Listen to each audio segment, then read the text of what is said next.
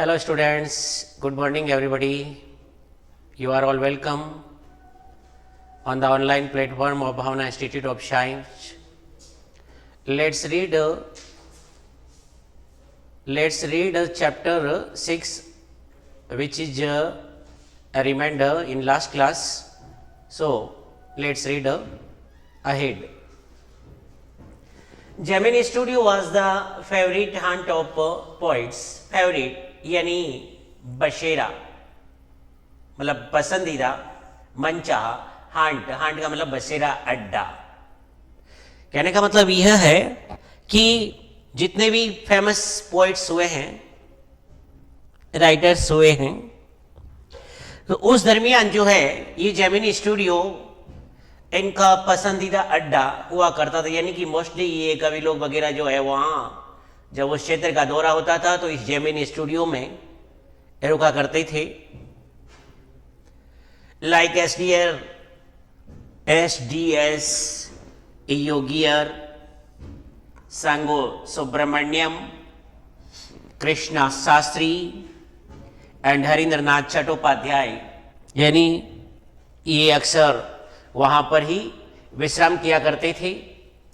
It had an excellent mesh, यानी कि Gemini studio में एक्सीलेंट मेश हुआ करता था, जिसको भोजनालय कहते हैं, यानी कि सर्वश्रेष्ठ या सबसे अच्छा भोजनालय हुआ करता था। विच सप्लाइड गुड कॉफी, जो कि इस स्टूडियो में अच्छी कॉफी सप्लाई करता था।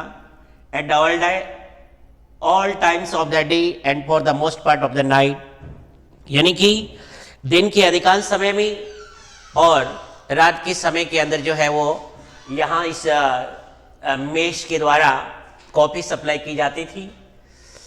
Those were the days when Congress rule meant prohibition, यानी कि वो दिन हुआ करते थे जिस समय कांग्रेस शासन का मतलब होता था प्रोहिबिशन मीन्स बैन, प्रतिबंध, and meeting over a cup of coffee was rather satisfying than entertainment, यानी कि कॉफी पर उनकी जो मीटिंग हुआ करती थी वह मनोरंजन से भी अत्यधिक संतोषजनक हुआ करती थी, संतुष्टि प्रदान कर देने वाली, satisfying. Bearing the office boys, bearing means होता है लिविंग, यानी कि छोड़ करके या शिवाय। तो हमारी इस ऑफिस बॉय और अ कपल ऑफ क्लर्क्स या एक दो जो क्लर्क हुआ करते थे लिपिक वगैरह, उनको छोड़ करके everybody else at the studio radiated leisure, यानी कि इनको छोड़ करके हर कोई उस स्टूडियो में जो काम करते थे वो सब रेडिएटेड समय बिताते थे। यानी कि रेडिएटेड का मतलब होता है डिस्प्लेड, यानी व्यतीत करते थे या प्रदर्शित करते थे, और लाइजर यानी फुर्सत यानी खाली समय। A prerequisite for the poetry, requisite यानी प्री कंडीशन, प्री रिक्विसिट का मतलब होता है प्री कंडीशन, यानी शर्त ये थी फॉर पोइट्री, काव्य के लिए। Most of them wore khadi and worshipped Gandhi ji, उनमें से अधिकांश लोग खादी पहनते थे और गांधी जी की पूजा किया करते थे, यानी कि वो गांधी जी को अपना हीरो मानते थे, अपना अनुयायी मानते थे, पूजनीय जिसको कहते हैं। But beyond that, they had not the fantastic appreciation for the political thought of any kind. लेकिन ऐसा होते हुए भी उनमें फैंटेस्ट यानी रिड्यूस या कम होना, एप्रिसिएशन फॉर पॉलिटिकल थॉट यानी राजनीतिक विचारों के प्रति समझ होना, ऑफ एनी काइंड किसी भी तरह की, नेचुरली यानी स्वाभाविक रूप से या सहजता से, दे वर ऑल वो सभी अवर्स थे, यानी अपोज, अवर्स का मतलब क्या होता है अपोज होना यानी विरोध करना, to the term of communism, यानी उस समय भी लोग जो है वो कम्युनिस्ट के मामले में उसका विरोध करते थे। कम्युनिज्म यानी साम्यवादी, साम्यवादिता, साम्यवाद, क्योंकि a communist was a godless man, एक साम्यवादी व्यक्ति जो है वो ईश्वरहीन व्यक्ति हुआ करता था, उसमें ईश्वर के प्रति आस्था नहीं होती थी, गॉडलेस, ईश्वरहीन। ही हैड नो फिलियल और कंजुगल लव, यानी कि उसके मन में किसी भी प्रकार का फेलियर और कंजुगल लव नहीं था। फेलियर यानी connected to children's behaviour to their parents, और conjugal related to marriage. He had no compunction about killing his own parents और हिज चिल्ड्रन, यानी कि एक साम्यवादी व्यक्ति जो है, कंपैक्शन, कंपैक्शन का मतलब होता है गिल्टी फीलिंग, GUILTY, और फीलिंग, गिल्टी फीलिंग। और फेलियर, जिसके बारे में मैं पहले से ही आपको बता चुका हूं, कनेक्टेड टू चिल्ड्रंस बिहेवियर, यानी connected of children's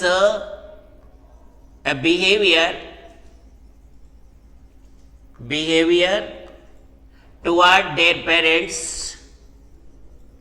towards their parents, यानी कि बच्चों का अपने माता पिता के प्रति जो व्यवहार से संबंधित है। और कंजुगल का मतलब होता है रिलेटेड मैरिज, यानी कि वैवाहिक संबंधों के प्रति जो प्रेम होता है वो किसी भी प्रकार का उनमें नहीं था। And he had no compunction about killing his own parents और हिज चिल्ड्रन, यानी कि साम्यवादी जो है अपने माता पिता को भी यदि मार देता है या अपने बच्चों को मारता है, फिर भी उसे किसी तरह की ग्लानि महसूस नहीं होती थी, किसी भी प्रकार का उन्हें खेद नहीं महसूस होता था।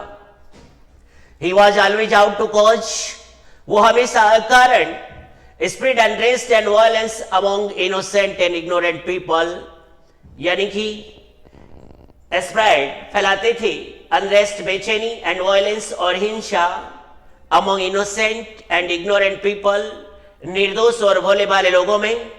Such notions which prevailed everywhere else in South India at that time also, उस समय ऐसी विचारधाराएं जो है, नोशंस यानी विचारधाराएं, which prevailed यानी प्रचलित थी, anywhere else in South India, यानी कि दक्षिणी भारत के हर क्षेत्र में, नेचुरली प्लॉटेड अबाउट वैक्युअली, जो कि प्लॉटेड यानी तैरती रहती थी या मंडराती रहती थी, वैक्युअली यानी अनक्लियर, अस्पष्ट रूप से, अनक्लियर अस्पष्ट रूप से, among the khadi clad poets of Gemini studio, यानी ये खादी पहनने वाले जेमिनी स्टूडियो के कवि थे, उनमें एविडेंस ऑफ इट, और जिसका प्रमाण वाज सून फोर्थ कमिंग, बाद में मिल गया था या आने वाले समय में मिल गया था। When Frank Buchman's moral rearmament army, MRA, moral rearmament army, some 200 strong visited Madras, जिसमें लगभग 200 हष्ट पुष्ट सैनिक थे या आदमी थे जो कि मद्रास आए थे भ्रमण करने के लिए, समटाइम्स इन 1952, यानी 1952 के आसपास। They could not have found a warmer host in India, यानी भारत में इतना कहीं भी उनके साथ में गर्म जोशी से स्वागत नहीं किया गया था। देन द जेमिनी स्टूडियो, जितना कि उनका यहाँ जेमिनी स्टूडियो के अंदर जो स्वागत किया गया था, someone called a group an international circus, कुछ लोग इसे अंतरराष्ट्रीय सर्कस के नाम से जाना जाता था, क्योंकि उसमें पुरुष, जानवर सारे ग्रुप में शामिल थे। They were not very good on the trapeze, trapeze कहते हैं कलाबाजियां, कलाओं का प्रदर्शन करना, and their acquaintance with animals, और जानवरों के साथ में उनका परिचय जो है was only at the dinner table, यानी कि डिनर के टेबल पर ही उनसे मुलाकात हो पाती थी। But they presented two plays, लेकिन उन्होंने इस MRA ने 2 नाटकों का मंचन किया था in the most professional manner, अत्यधिक पेशेवर तरीके से, और वो नाटक थे उनके Jotham Valley and the forgotten factor. इनका बहुत ही, उन्होंने इन नाटकों का मंचन जो है प्रोफेशनल मैनर से किया था, Jotham Valley or Forgotten Factor. Then several shows in Madras and along with other citizens, जिसमें हर शो के अंदर या जितने भी शो चलते थे मद्रास में और उसके साथ साथ अदर सिटीजन्स ऑफ, जिसमें अन्य नागरिक सिटी के हुआ करती थी. द जेमिनी फैमिली ऑफ 600 साथ he plays over and over again, यानी कि जेमिनी स्टूडियो में लगभग 600 लोग काम करते थे. उन्होंने बार बार इन मतलब प्लेस को जो है, ये जो ड्रामाज चलते थे उनको देखते थे. The message of the plays were usually plain and simple homely. जो इन नाटकों का संदेश जो था वो बहुत ही सिंपल यानी साधारण एंड होमलीज. होमलीज का मतलब होता है प्रवचन, प्रीच यानी धार्मिक उपदेश. But the sets and costumes, लेकिन इन नाटकों के लिए जो सेट्स आयोजित किए गए थे या उनकी जो कॉस्ट्यूम्स है यानी कि पोशाकें, वर फर्स्ट रेट यानी एक्सीलेंट या अत्यधिक उन्नत किस्म की हुआ करती थी. Madras and Tamil drama community were terribly impressed, और इससे मद्रास की ड्रामा कम्युनिटी और तमिल ड्रामा कम्युनिटी बहुत ही अत्यधिक इन शो से प्रभावित हुई. And for some years almost all the Tamil plays, और लगभग कुछ वर्षों तक सभी तमिल जो नाटक है had a scene of sunrise and sunset. उन सारी नाटकों में उन्होंने सनराइज का सीन इंक्लूड किया और सनसेट का यानी सूर्योदय और सूर्यास्त की सीन को, जिस प्रकार इन जॉथम वैली और फॉरगॉटन फैक्टर के अंदर जो सीन लिए गए थे सनसेट और सनराइज के, ठीक इसी तरह जितने भी तमिल ड्रामा जो है वो पब्लिश हुए थे उन सब में ये सीन जो है शामिल किए गए थे. In the manner of Jotham Valley with a bare stage, जिसमें स्टेज है वो बिल्कुल ही खुला रखा जाता था. अ वाइट बैकग्राउंड, और पीछे का बैकग्राउंड जो होता था वो बिल्कुल सफेद कर्टेन लगा हुआ होता था, पर्दा. And tune played on the flute, और बांसुरी पर एक धुन बजाई जाती थी. It was some year later that I learn that, लेकिन उसके ठीक कुछ ही वर्षों बाद मैंने ये सीखा या पता लगा कि the MRA was a kind of counter movement, की एमआरए एक प्रकार का एक काउंटर मूवमेंट था टू इंटरनेशनल कम्युनिज्म, अंतरराष्ट्रीय साम्यवाद के लिए. काउंटर मूवमेंट यानी एक विरोधी आंदोलन था. And the big bosses of Madras, और मद्रास के ये बड़े बॉसों के लिए like mister वाशन simply played into their hands, ऐसे लोग जो है वो आसानी से उनके हाथों में खेल गए, यानी कि प्लेड इनटू देयर हैंड्स का मतलब होता है इम्प्रेस्ड, यानी उनसे प्रभावित हो गए थे. I am not sure however, मुझे ये निश्चय नहीं है, फिर भी this was Indeed the case, लेकिन यह सचमुच इस मामले में for the unchangeable aspect of these big bosses, यानी कि इन बड़े बॉसों के लिए या अधिकारियों के लिए यह कभी परिवर्तित नहीं होने वाला एस्पेक्ट था, पहलू. And their enterprises remain the same, और उनकी प्रोफेशन जो थे, उनकी जो एंटरप्राइज थी, उद्यम थी, व्यवसाय जो थी, रिमेन द सेम, वैसी ही बनी रही. एमआरए और नो एमआरए, चाहे एमआरए था या चाहे एमआरए नहीं, इंटरनेशनल कम्युनिज्म और नो इंटरनेशनल कम्युनिज्म, चाहे साम्यवाद है चाहे साम्यवाद नहीं है. The staff of Gemini studios had a nice time, लेकिन जेमिनी स्टूडियो का जो स्टाफ था वो बहुत ही अपना समय अच्छी तरीके से बिता रहा था. Hosting 200 people of all huge and size, यानी कि जिसमें विभिन्न रंगों और आकार के या साइज के लोग लगभग कितने थे, 200 के आसपास. एट लीस्ट 20 नेशनलिटी, जिसमें 20 देशों की राष्ट्रीयता के लोग शामिल थे. It was such a change from the usual collection of crowd players trying to be slapped with a thick layers of the makeup by the office boy in the makeup department. It was such a change from the usual collection, यानी कि सामान्यतः इस संग्रहण का यह एक change था, बदलाव था। और crowd players waiting to be slapped, कि यहाँ का स्टाफ जो है हमेशा, यानी कि क्राउड प्लेयर्स जो पार्टिसिपेट करते थे किसी भी सीन के अंदर, उनके ऊपर वो कलर को स्लैप या पोतने का इंतजार करते थे कि कब हमें ये काम मिले और कब हम ये इनके ऊपर ये कलर लैप करें। विद द थिक लेयर्स, मोटी परत लगाना of the makeup by the office boy के द्वारा इन द मेकअप डिपार्टमेंट, उस सौंदर्य प्रसाधन का जो विभाग हुआ करता था उसके अंदर। तो कहने का मतलब यह है कि ये ऑफिस बॉय जो था हमेशा यही अपेक्षा करता था, या ईश्वर से प्रार्थना किया करता था कि किसी तरह कोई भीड़ भाड़ वाले सीन की मूवी बने या कोई ड्रामा निकले, ताकि मैं बहुत सारे लोगों के शरीर के ऊपर जो है ये कलर जो है उसका लेप करता रहूं और अपना टाइम जो है वो बिताता रहूं। A few months later, the telephone lines of the big bosses of Madras, लेकिन उस समय के कुछ ही महीनों पश्चात हमारे यहाँ जितने भी बड़े अधिकारी थे, बिग बॉस थे, जैसे कि हमारे लिए बड़ा बॉस था मद्रास में मिस्टर एस वॉसन, जो कि फाउंडर था जेमिनी स्टूडियो का।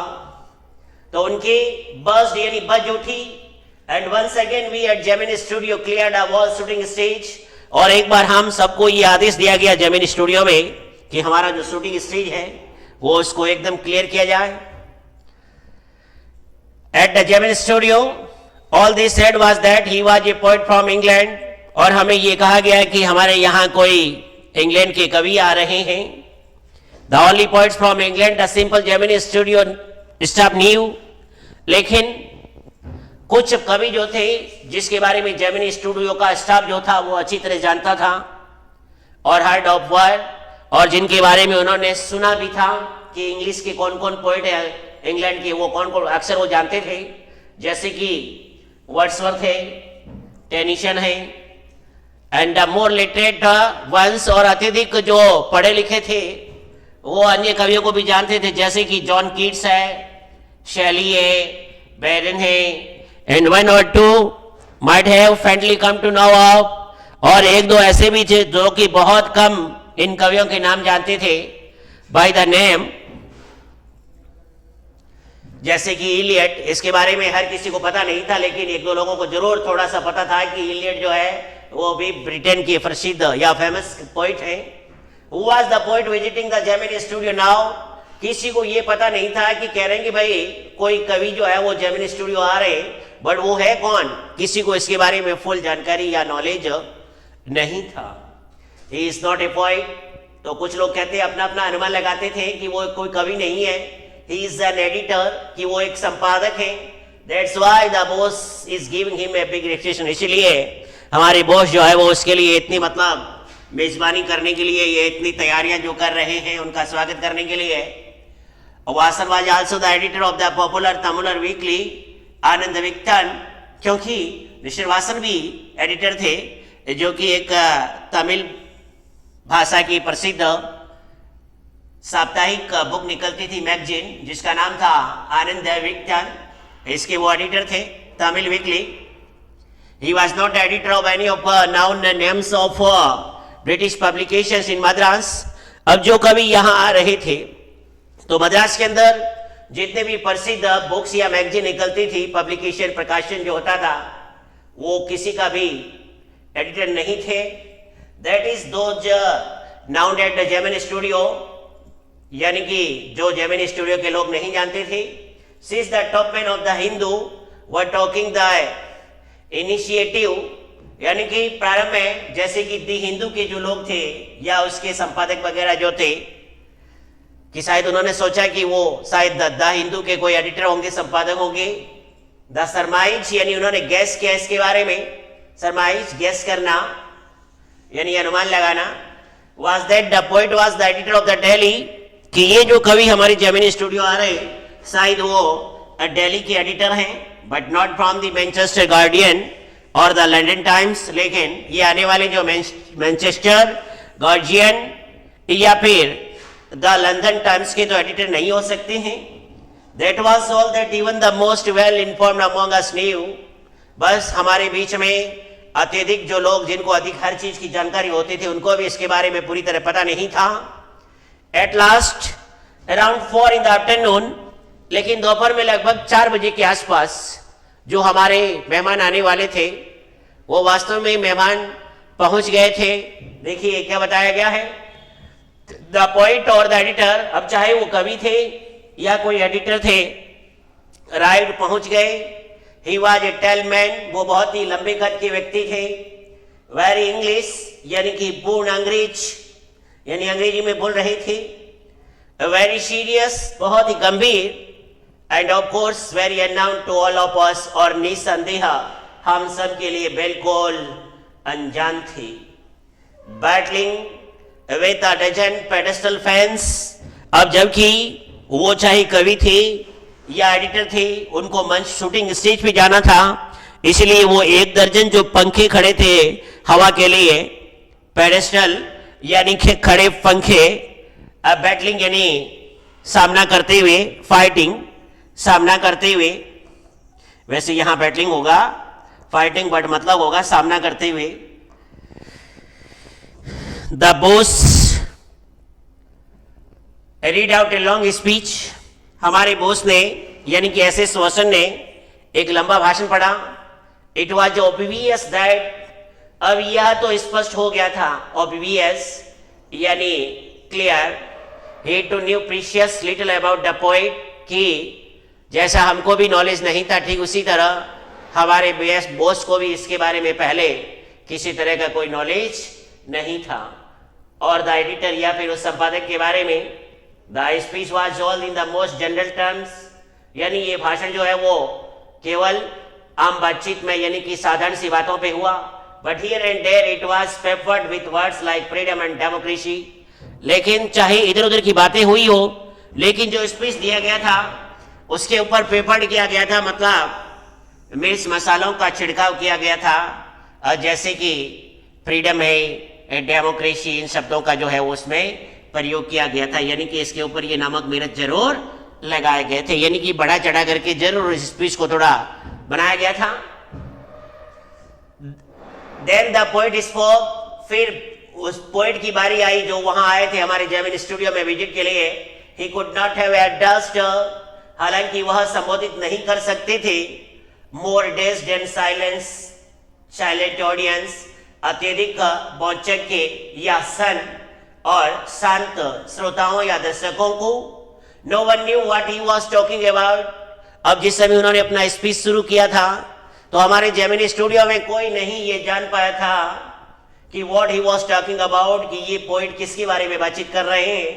एंड ही जैसे, और उनका जो बोलने का तरीका था, वे ऑफ स्पीकिंग, एसेंट या उच्चारण, डिफीटेड एनी अटेम्प्ट, तो उसके उच्चारण ने हर किसी प्रयास को पराजित कर दिया था।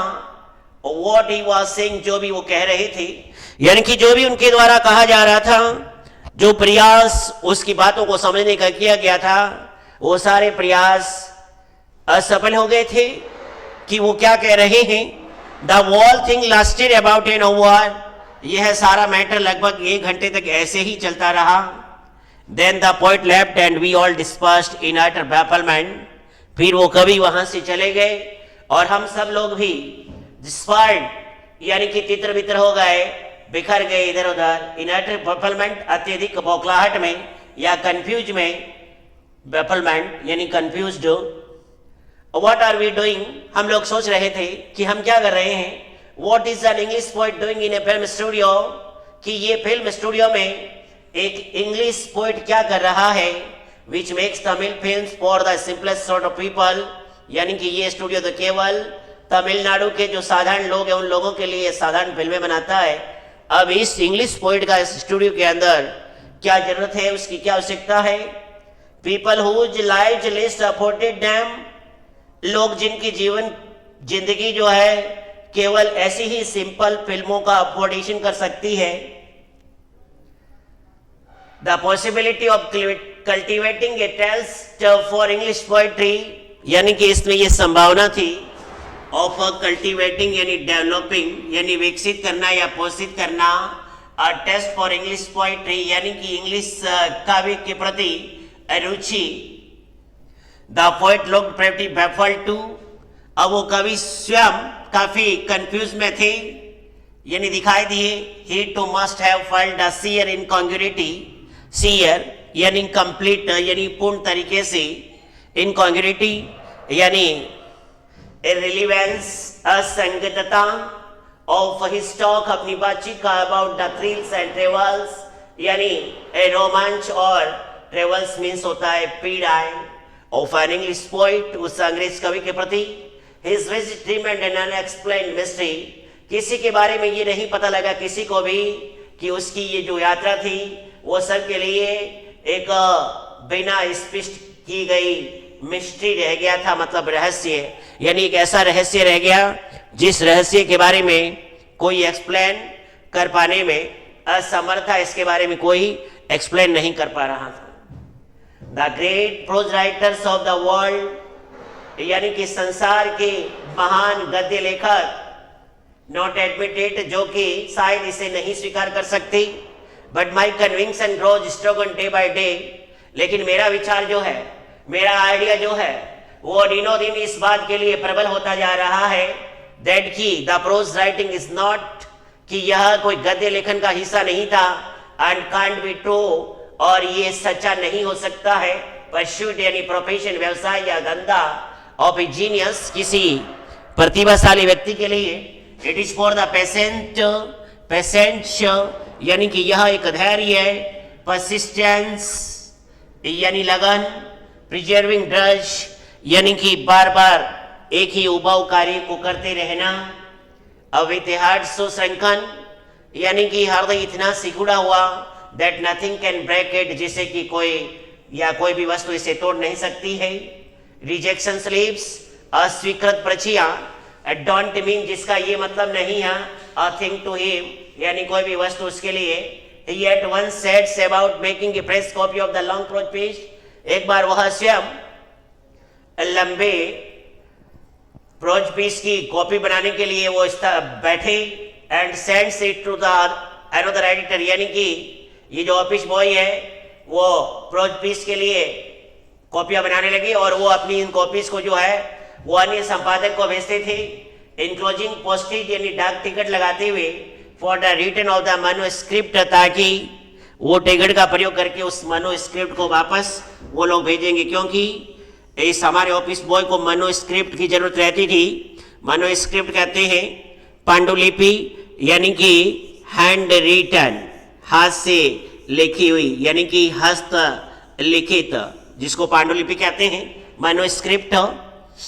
It was for such people that यानी कि यहाँ इस प्रकार के लोग थे या इस प्रकार के लोगों के लिए कि the Hindu had published a tiny announcement, जिसमें द हिंदू न्यूज़पेपर जो है उन्होंने एक छोटी सी घोषणा अपने न्यूज़पेपर के अंदर प्रकाशित की थी, इनसिग्निफिकेंट कॉर्नर यानी महत्वहीन कोने में, अनइम्पोर्टेंट पेज यानी कि अपने न्यूज़पेपर का महत्वहीन जो पेज था उसकी, a short story contest organised by a British periodically, और उसमें यह भी बताया कि एक छोटी मतलब कथा प्रतियोगिता जो है वो आयोजित की गई थी bye a British periodically, periodically का मतलब यहाँ होगा मैगजीन, जिसका मतलब होता है पत्रिका, बाय द नेम यानी कि उस पत्रिका का नाम क्या था,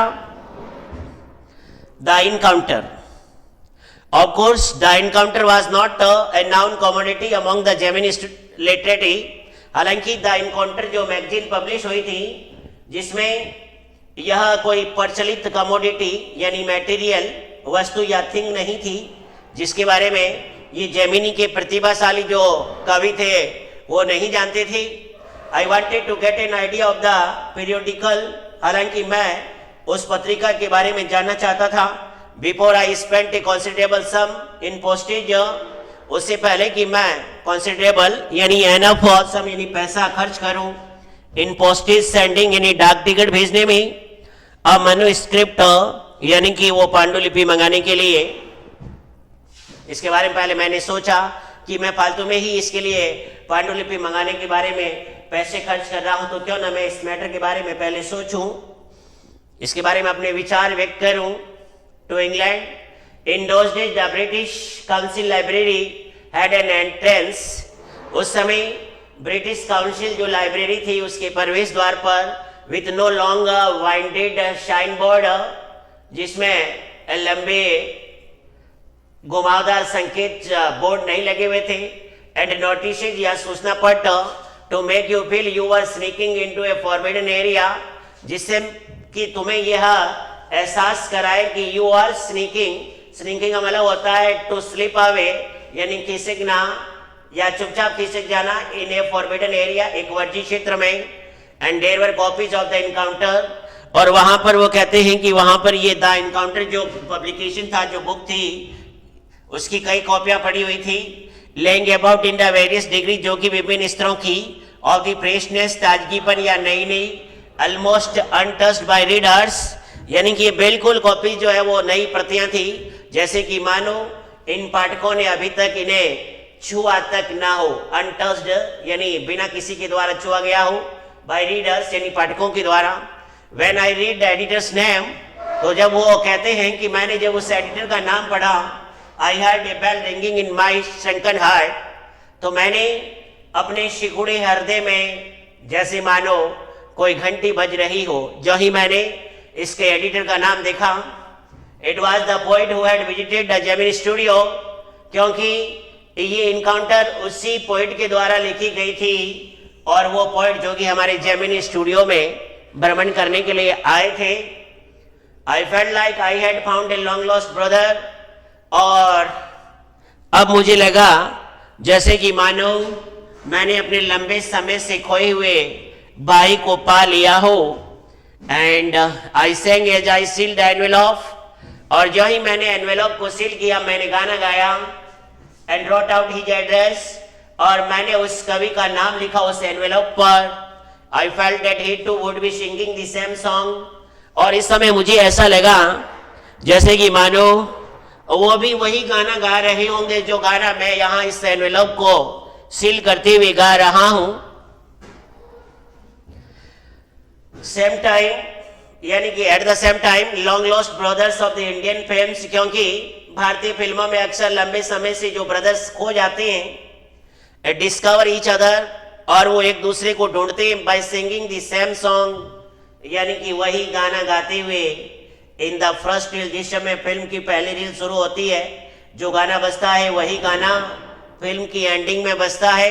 and in the final reel of the film, Stephen Spender, और वो कवि जो कि जेमिनी स्टूडियो विजिट के लिए आए थे, उनका नाम था Stephen Spender, that was his name, यही उस कवि का नाम था, और वही एडिटर थे द इनकाउंटर जो मैगजीन निकलती थी।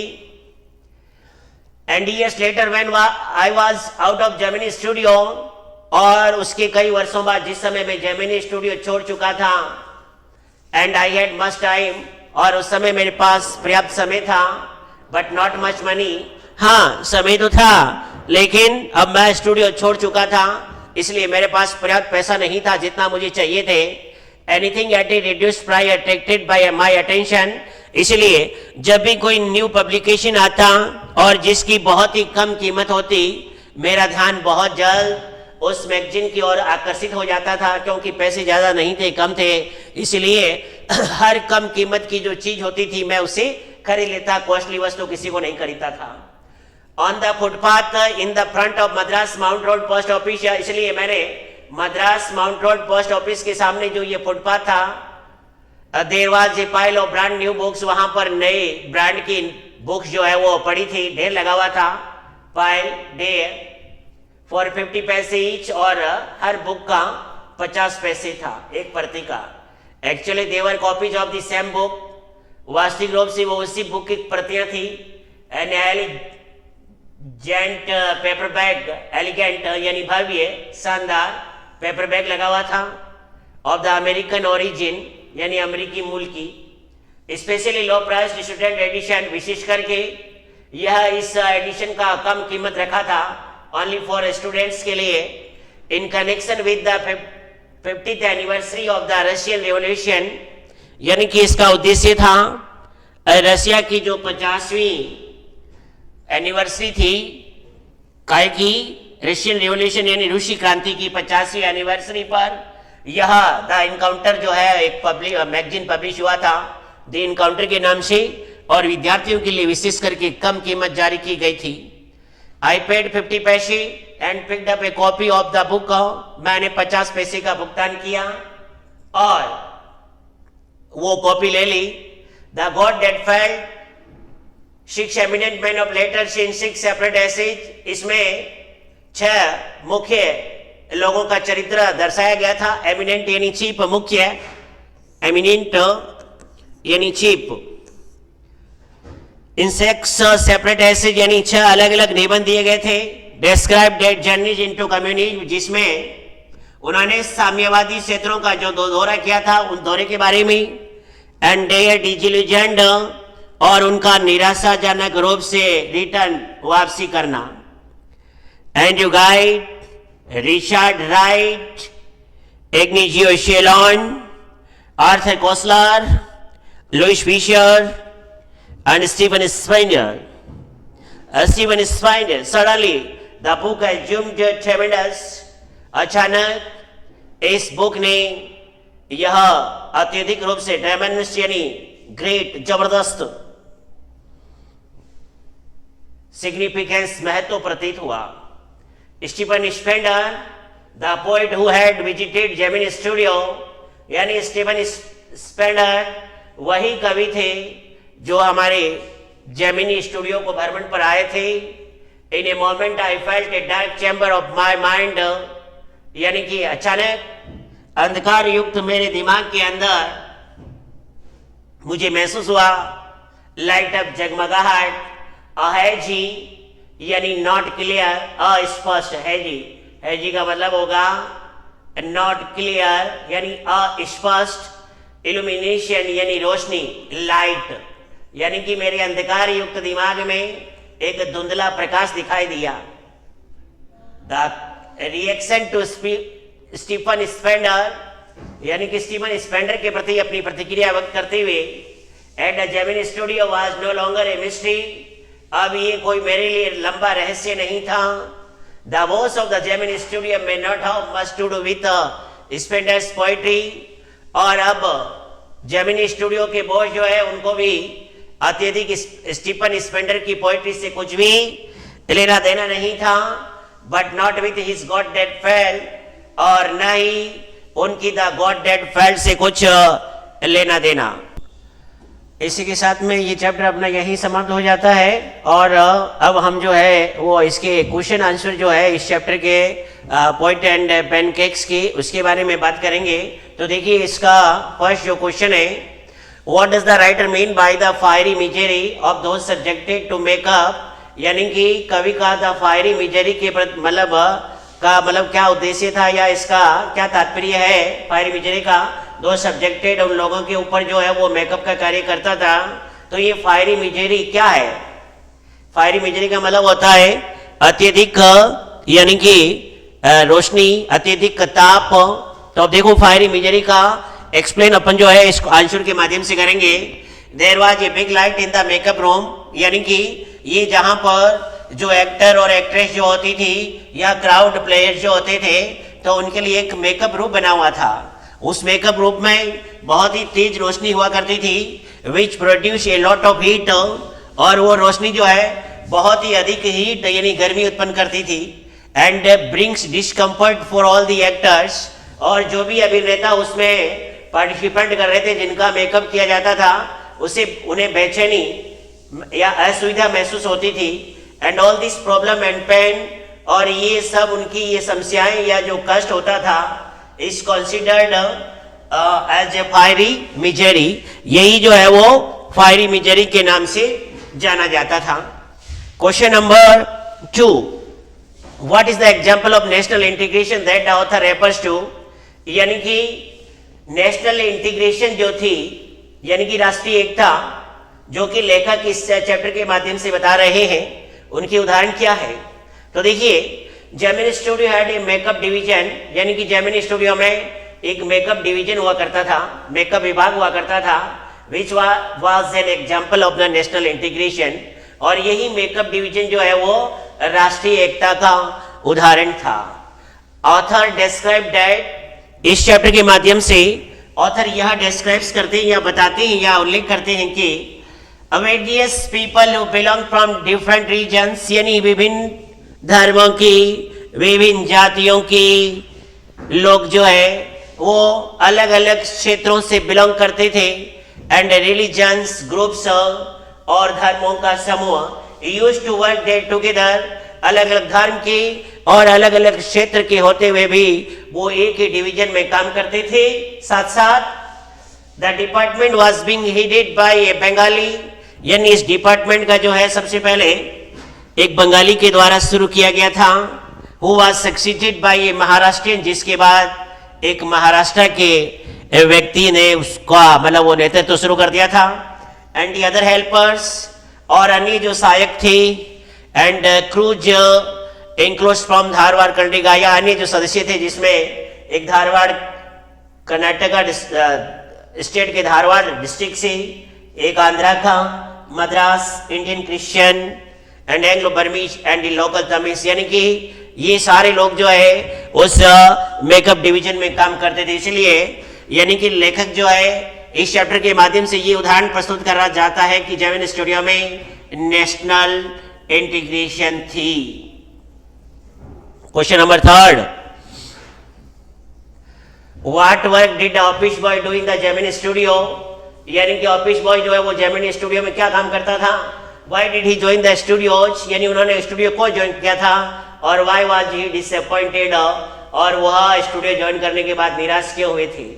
तो देखिए, the office boy used to do makeup the को artist who played the crowd, यानी कि इस ऑफिस बॉय का काम था, हालांकि वो कोई ऑफिस बॉय नहीं थे, लगभग 40 की उम्र के आसपास है, लेकिन वह स्टूडियो में जो है वो ऑफिस बॉय के नाम से जाने जाते थे। वो केवल जो को आर्टिस्ट होते थे उनको या अन्य जो क्राउड की भूमिका करते थे उनका मेकअप करते थे। ड्यूरिंग क्राउड डेज, यानी कि जिस फिल्म में क्राउड की शूटिंग की जाती थी, the office boy used to mix his paint, जिस समय ये ऑफिस बॉय अपने पैंट को मिक्स करता था इन ए बिग वेसल्स, बड़े बड़े बर्तनों में, एंड अप्लाई इट क्विकली, और वह इस पैंट को शीघ्रता से लेप करते थे, एंड नॉइजिली शोर करते हुए on the faces of the players, यानी कि भीड़ की शूटिंग करने वाले उन प्लेयर्स के ऊपर, चेहरे पर। He joined the studio in the hope that, और उन्होंने स्टूडियो इस अपेक्षा में ज्वाइन किया था कि he would become a star actor, कि वो एक स्टार एक्टर बनेगा, और स्क्रीन राइटर या पटकथा लेखक, डायरेक्टर, निदेशक और लाइरिक्स या गीतकार लेखक, यानी गीत लेखक। बट ही डिसअपॉइंटेड, लेकिन वह निराश हो गए। As he failed to achieve, जैसे कि वह उस उपलब्धि को हासिल करने में असफल हो गए। हिज ड्रीम, अपने स्वप्न को, यानी कि वो निराश इसलिए हुए क्योंकि उनका स्वप्न जो था वो पूरा नहीं हुआ, इस वजह से वो बंदा निराश हो गया था। Question number 4, why did author appear to doing nothing at a studio, यानी कि लेखक जो है वो स्टूडियो में कुछ भी न करते हुए क्यों दिखाई देता था, कि भाई सब लोग क्यों सोचते थे कि ये कुछ भी नहीं कर रहे हैं। तो देखिए, the author used to do a duty in which he cut out a newspaper clippings, यानी कि लेखक की ड्यूटी थी केवल समाचार पत्र जो होते थे उनकी कर्तने काटना, क्लिपिंग्स यानी कर्तने, यानी कि cut small piece of the paper on a huge variety of subjects, यानी अलग अलग विषयों की विस्तृत सूचनाएं, and store them into a file, और वह उन क्लिपिंग्स को एक फाइल के अंदर संग्रहित करते थे। Many of these had to be written out in hand, लेकिन ये जो क्लिपिंग्स होती थी वो अक्सर अधिकांश हाथों से लिखी हुई थी। But the Onlooker saw him, लेकिन वो दूसरे जो लोग उसकी ओर देखते थे, टीयरिंग द न्यूज़पेपर, वो सोचते थे कि ये तो केवल न्यूज़पेपर फाड़ने का कार्य करता है। So they thought that he do nothing, इसलिए वो सोचते थे कि भाई ये ऑफिस बॉय कुछ काम नहीं करता है, केवल न्यूज़पेपर की कर्तने जो है उसको काटने का कार्य करता है, इसके सिवाय इसके पास कोई काम है ही नहीं, ये फालतू में इधर बैठा ही रहता है। Next question, why was the office boy frustrated, यानी कि ये ऑफिस बॉय फ्रस्ट्रेट क्यों हुआ, यानी कुंठित क्यों हुआ। Who did he show his anger on, और उसका ये गुस्सा किसके प्रति था। The office boy helped a lot for getting a good opening, यानी कि उस फिल्म की मतलब स्टूडियो की ओपनिंग के लिए बहुत ही अधिक उसने हेल्प की थी, but instead getting some promotions, लेकिन अपनी उस सेवा में पदोन्नतियां प्राप्त करने की बजाय, जबकि उसने एस.एस. वोशन जो कि फाउंडर था जेमिनी स्टूडियो का, उसकी बहुत हेल्प की थी जिस समय स्टूडियो खोला गया था, और उसे प्रमोशन देना चाहिए था। ही रिमेंड ए ऑफिस बॉय, लेकिन वह केवल ऑफिस बॉय रह करके रह गया था, क्योंकि उसके बॉस ने भी उसको ज्यादा तवज्जो नहीं दी। अक्सर उसके हितों को इग्नोर किया गया, अनदेखा किया गया था। That's why he got frustrated, इसलिए वह कुंठित हो गया, निराश हो गया था कि मैंने इस स्टूडियो का जो गोल्डन काल है वो मेरी वजह से ही शुरू हुआ था, और मुझे इतना बड़ा प्रमोशन मिलना चाहिए था, जबकि मुझे एक ऑफिस बॉय बना करके छोड़ दिया। तो इस निराशा के अंदर जो है वो हतोत्साहित हो गया और फ्रस्ट्रेट हो गया। He was an educated man, और दूसरी बात वो एक शिक्षित व्यक्ति था, and able to write good script and poetry. हालांकि वह अच्छी स्क्रिप्ट और पोएट्री लिखने के लिए अच्छा था, but it all was going waste, लेकिन उसकी ये अच्छाइयाँ, उसकी इतना टैलेंट जो है वो व्यर्थ बर्बाद होने जा रहा था। ही सोव्ड हिज एंगर ऑन कोटमंगलम सुब्बू, और उसने अपना ये गुस्सा सिर्फ कोटमंगलम सुब्बू की तरफ व्यक्त किया। क्यों? इसी वजह से जो है उसके हितों को अनदेखा किया जा रहा था। Next question, who was Subbu's principal, यानी सुब्बू का प्रिंसिपल कौन था? यानी boss, the founder of the Gemini studio, और वो बॉस था जेमिनी स्टूडियो के संस्थापक mister S S. Vasan, and he was the principal of Subbu, और वही शुभू के क्या थे? प्रिंसिपल थे शुभू के। इंपॉर्टेंट क्वेश्चन है, बोर्ड की दृष्टि से एग्जाम में आ सकता है, इसलिए इसको अच्छी तरीके से आप रीड करें। Question number 7, Subbu is described as a many sided genius, यानी कि सुब्बू को जो है वो कई तरीके से जीनियस कहा गया है, यानी प्रतिभाशाली। List for of his special abilities, यानी कि उनकी जो विशेष योग्यताएं थी, उसकी योग्यताओं की जो 4 योग्यताएं थी उनकी लिस्ट बनाओ। द एबिलिटीज ऑफ सुब्बू वर, यानी कि सुब्बू की एबिलिटी जो है वो निम्न थी। Subbu was seem to be happy all the time, यानी कि सुब्बू जो है वो हर समय प्रसन्नचित दिखाई देता था। And could make anyone happy, और वह हर किसी व्यक्ति को खुश कर सकता था। He had a good sense of directions and idea, यानी कि लोगों को निर्देश देना और विचार देने के बारे में उसे बहुत ही अच्छी समझ थी। Which helped the film making easy, और उसकी इन्हीं गुणों के कारण फिल्म बनाने में आसानी हो जाती थी। इनटू हिज डायरेक्शन, उसके दिशा निर्देशों में। He was a good poet and novelist, वो एक अच्छे कवि भी थे और उपन्यासकार भी थे। He was an good actor too, वो एक अच्छे अभिनेता भी थे। He used to help for the charity, यानी कि वह दान देने में भी मदद करते थे। And had a loving nature, और वह एक ही बहुत ही लविंग नेचर के, यानी कि बहुत ही लोगों के प्रति प्यार की भावना थी, स्नेह की भावना थी, सिंपैथी दिखाया करते थे। Next question, why was the legal adviser referred to as the opposite by others, यानी ये लीगल एडवाइजर जो था, कानूनी सलाहकार, वह दूसरों के प्रति विरोधी क्यों कहलाता था? दूसरों का विरोधी क्यों माना जाता था? The lawyer used work in story department, तो ये लीगल एडवाइजर जो था या लॉयर जो भी था वह स्टोरी डिपार्टमेंट में काम करता था। He was known as the legal adviser, और उसे लीगल एडवाइजर के नाम से भी जाना जाता था। But he did not provide any benefits to other, लेकिन उसकी वजह से किसी दूसरे व्यक्ति को लाभ नहीं होता था, यानी कि वो किसी का भला नहीं करता था। वो सिर्फ इतना जरूर करता था, किसी का बुरा करना होता था, किसी का कैरियर खराब करना होता था, ये काम वो कर देता था, बाकी भला उसके हाथ से कभी हुआ ही नहीं। He had destroyed the career of many actresses, क्योंकि उसने कई अभिनेत्रियों का कैरियर जो है वो नष्ट कर दिया था। By terrorizing them, यानी उन्हें भयभीत करते हुए। Therefore he was called an illegal advisor, इसलिए उसे illegal advisor जरूर कहा जाता था। लीगल एडवाइजर कहना अच्छा नहीं था, क्यों? उसने कई एक्ट्रेस जो थी उनका कैरियर बर्बाद कर दिया। Next question, what made the lawyer stand out from the others at Gemini studio, तो इसका आंसर देखिए, the lawyer stood out from the others due to his dressing sense, यानी कि इलॉयर जो है वह दूसरे लोगों से इसलिए दूर खड़ा रहता था अपने ड्रेसिंग सेंस की वजह से, अपने पहनावे की वजह से। क्यों? He used to wear a pant, वो अक्सर पैंट पहनते थे, a tie, sometimes a coat also, और कभी कभी कोट भी पहनता था। But others put on khadi dhoti, लेकिन दूसरे जो है खादी की धोती पहनते विथ स्लाइटली ओवरसीज, जो कि थोड़ा सा बड़ा या ढीला होता था। एंड ऑकवर्ड टेलर्ड, और भद्देपन से सिला हुआ दर्जी के द्वारा। व्हाइट खादी शर्ट, सफेद खादी का शर्ट जो कि दर्जी ढंग से सिलाई नहीं करता था, अनाड़ीपन से, जैसे कि मानो वो दर्जी कोई अनाड़ी था। विच लुक्ड लाइक एवरीवन्स यूनिफॉर्म, और ये हर किसी की यूनिफॉर्म होती थी, इसलिए लीगल एडवाइजर दूसरे लोगों से अलग रहता था, क्योंकि वो पैंट टाई और शर्ट पहनता था, कोट पहनता था, जो कि कॉल्ड कोट ऑफ मैल, यानी कि कवच के रूप में जाना जाता था।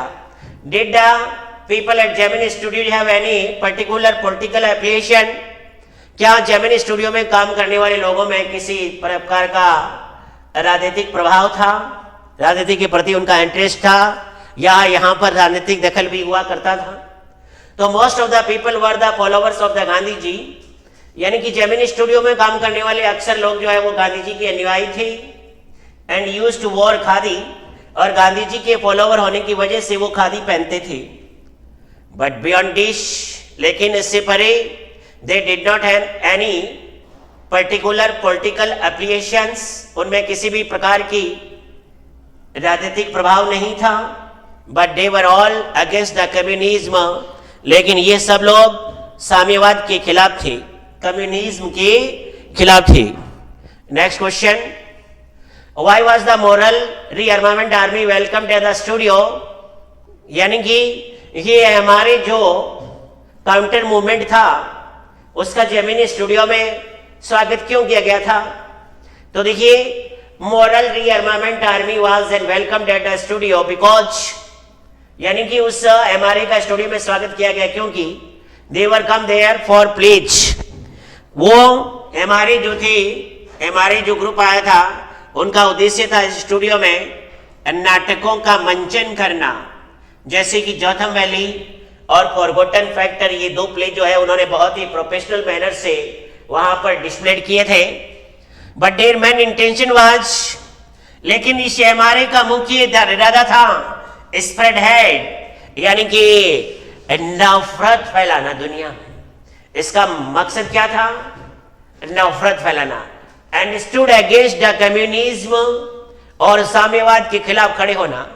Letter the boss of the Gemini studio understood their intention of plays, लेकिन बाद में जेमिनी स्टूडियो का जो बॉस थे उनको भी इनके द्वारा जो नाटक प्रदर्शित किए गए उनका उद्देश्य समझ में आ गया था। ये भी वेरी इंपॉर्टेंट क्वेश्चन है, very very important question board के अकॉर्डिंग, इसलिए इसको भी अच्छी तरीके से आप रीड करेंगी।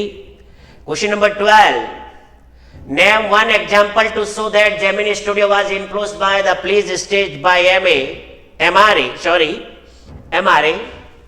Name one example, यानी कि उसे एक उदाहरण का नाम बताइए, टू शो उस दृश्य का, that Gemini Studio was influenced by the plays, जिस नाटक के द्वारा जेमिनी स्टूडियो के लोग जो है अत्यधिक प्रभावित हुए थे बाय एमआरए, तो उस शो के बारे में बताना है, उसका एक उदाहरण देना है। तो देखिए, एमआरए परफॉर्म्ड 2 प्लेज। अब यहां जेमिनी स्टूडियो में एमआरए ने कितने प्ले प्रदर्शित किए थे? 2 प्लेज। एक तो था जोथम वैली और दूसरा है द फॉरगॉटन फैक्टर। ये भी इंपॉर्टेंट क्वेश्चन है। द कॉस्ट्यूम्स, म्यूजिक, तो अब इस प्लेज के अंदर जो कॉस्ट्यूम्स थे, यानी कि वेशभूषा, यानी ड्रेसेज जो थी, म्यूजिक, संगीत, and sunrise and sunset scene, और अक्सर उन प्लेस की जो सीन है, या तो जिस समय सूर्य उदय हुआ करता था उस समय शूटिंग किए जाते थे, या फिर जिस समय सनसेट हुआ करता था उस दरमियान।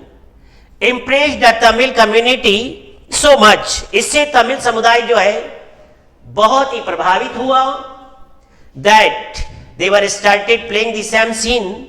उन्होंने भी अपने जो प्लेज शूटिंग किए गए थे वही सीन उन्होंने उसमें शामिल करने शुरू कर दिए विथ व्हाइट बैकग्राउंड, यानी कि स्टेज का बैकग्राउंड जो है व्हाइट रखा गया and tune playing on the flute, और बांसुरी पर जो है वो एक धुन बजाई जाती थी। क्वेश्चन नंबर 13, वैसे इसके बारे में अपन ने पहले पढ़ लिया था कि who was the boss of Subbu, और यहां पर आया है who was the boss of Gemini studio, यानी कि जेमिनी स्टूडियो का बॉस कौन था, यानी कि उनका ऑनर कौन था जेमिनी स्टूडियो का। तो इसमें देखिए mister S S Vasan was the boss of Gemini studio, ये नाम आप याद रखेंगे। उस टाइप से भी क्वेश्चन आ सकता है कि सुब्बू का बॉस कौन था, या फिर who was the founder of the Gemini studio, या who was the boss of Gemini studio. Answer एक ही है, mister S S Vasan. Question number 14, what caused the lack of communication between the Englishman and the people at Gemini Studio, यानी कि वो English poet जो आए थे जेमिनी स्टूडियो में और जेमिनी स्टूडियो के लोगों के बीच में क्या कारण था उनके कम्युनिकेशन की कमी का, यानी कि उनके संवाद की कमी का क्या कारण था। तो देखिए सीधा सा कारण है उसके बोलने का जो एसेंट था, बोलने का जो लहजा था, तरीका था, वे ऑफ स्पीकिंग, ये स्टूडियो के लोग जो है वो समझ नहीं पाए थे। तो देखिए the majority of the people at the Gemini studio were belong from Tamil community, यानी कि यहां पर अधिकांश लोगों का जो समूह था, मेजॉरिटी समूह ग्रुप, वो तमिल कम्युनिटी से बिलोंग करते हैं and new only Tamil language, और वो केवल तमिल भाषा ही जानते थे। But Englishman was giving his speech, लेकिन वो अंग्रेज व्यक्ति जो आए थे वो केवल अपना भाषण दे रहा था ओनली इन इंग्लिश लैंग्वेज, केवल अंग्रेजी भाषा में, यूजिंग ए डिस्टिंक्ट एक्सेंट, और अपना श्रेष्ठ इंग्लिश उच्चारण में। तो ये उनका एकदम प्योर इंग्लिश लहजा जो था, ये लहजा इन तमिल कम्युनिटी के लोगों के लिए समझना इम्पॉसिबल था। इस वजह से ये मैन कॉज था उनका। Therefore there was a lack of communication between the Englishmen and the people at the Gemini Studio, तो जिसके बारे में मैंने पहले भी बता दिया था, और इसका आंसर भी यही है। Question number 15, why is the Englishman's visit referred to as an unexplained mystery? Very important question है ये भी, very important question. Read it so much कि why is the Englishman's visit referred to an unexplained mystery, कि जिस समय ये अंग्रेज कवि आए थे स्टीफन स्पेंडर, उन्होंने जेमिनी स्टूडियो को विजिट किया था, तो उनकी ये यात्रा एक अस्पष्ट रहस्य रह गया था। ऐसा क्यों रेफर किया गया है? तो देखिए the people at the Gemini studio were not well known with the name of the Englishman, यानी कि जेमिनी स्टूडियो में जो लोग काम कर रहे थे वह इस इंग्लिश कवि का नाम नहीं जानते थे, या इंग्लिश जो भी एडिटर थे या जो भी पोइट यहाँ आए थे, मतलब उस दिन आ रहे थे, यानी स्टीफन स्पेंडर, उनके बारे में वो नाम नहीं जानते थे। एंड डिड नॉट अंडरस्टैंड, और वो ये भी नहीं समझ पाए whether he was an writer और पोइट, कि क्या वो एक कवि है या लेखक है। And due to his distinct accent, और उनका एकदम प्योर जो बोलने का लहजा इंग्लिश होते हुए, Latin English, and lack of communication, और संवाद की कमी की वजह से people did not got interest in his speech, इस वजह से लोग उसके भाषण में रुचि नहीं ले पाए थे। Therefore he remained an unexplained mystery, इसलिए वह एक अस्पष्ट रहस्य बनकर रह गया था। Who was the English visitor to the studio? Question number 16, यानी कि स्टूडियो में जो इंग्लिश कवि आए थे या विजिटर जो आए थे वो कौन थे? तो आंसर देखिए, the English visitor to the studio was the poet Stephen Spender, यानी स्टूडियो में जो कवि आए थे, जो विजिटर आए थे, उनका नाम था स्टीफन स्पेंडर, यानी कि हमारे 12th की फ्लेमिंगो में बुक में जो एक पोएम है इनके द्वारा लिखी गई, और editor of the periodical the encounter, या फिर जो एक दी इनकाउंटर मैगजीन लिखी गई थी, उनके भी ये संपादक हैं, एडिटर हैं।